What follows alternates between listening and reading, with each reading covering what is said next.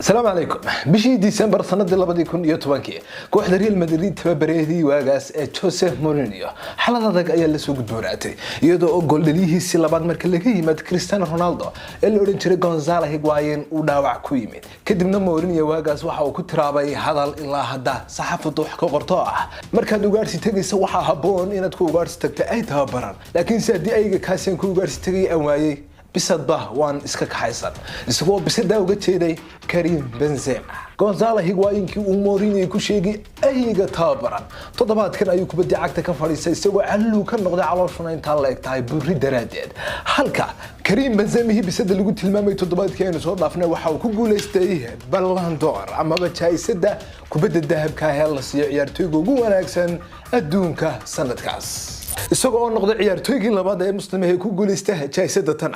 kadib Zinedine Zidane sanadii 1998 Karim Mustafa Benzema waxa uu ku dhashay sanadii 1987 nawaaxiga magaalada Lyon ee dalka Faransiiska isagoo ka soo jeeday family ama qoys Carbeed kana soo jeeda dalka Jazaa'ir ee dhaca waqooyiga Afrika Karim Benzema family-ga uu ka dhashay waxa ahaayeen family sabool sidoo kale xaafaddu ka dhashayna waxa ahayd xaafad isku raran oo dadka danyarta ah deegaan Benzema dhaqan ahaan iyo dabeecadiisa loo dhaliyay waa qof aamusan oo degan iyadoo ay ka xaraabaysan jireen heerarkii ay soo wada kacaameen isku xaafadda ahaayeen laakiin Benzema afkaarni haw dhashay halka uu ku hadli jiray waxa ahayd garoonka dhexdiisa isagoo Allah subhanahu wa ta'ala si xirfad iyo hiba aad u sareysa oo la xiriirida kubadda cagta taasoo dhaxalsiisay sanadii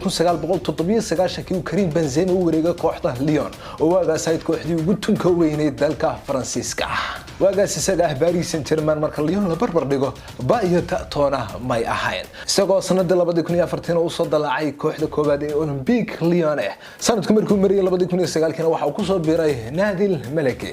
Real Madrid isagoo ugu soo biiray adduun lacagayda gaaraya 35 milyan oo euro Benzema oo mar walba dhaheel iyo eeday badan la kulmi jiray sababta lagu eedin jiray waxa ahayd isagoo kooxda lambar 9 ama dhaliyaha kooxda asahaatee haddana waxa uu ahaa ciyaartoy cunitaankiisa ama kuba khasaaristiisu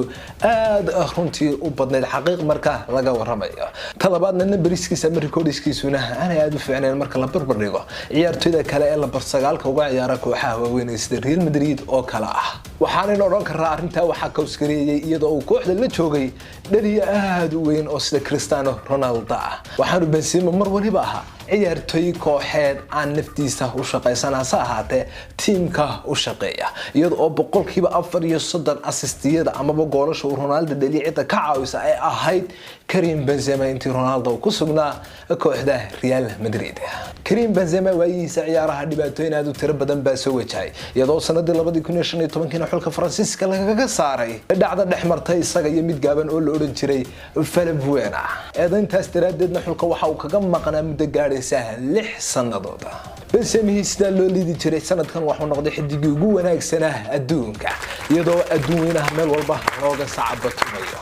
wax kuwa dhaliilay ku cambaarayaan uu kubad xun yahay sidoo kale diintiisa islaamka ee suuban Karim Benzema sanadkan waxa uu helay codad gaaraya 549 cod taasoo ka dhigtay inuu ku guuleysto abaalmarinta Ballon d'Or halka ciyaartoydii kaalinta labaad soo galay codada Ballon d'Or ku ahaa Sadio Mane oo kaliya helay 193 cod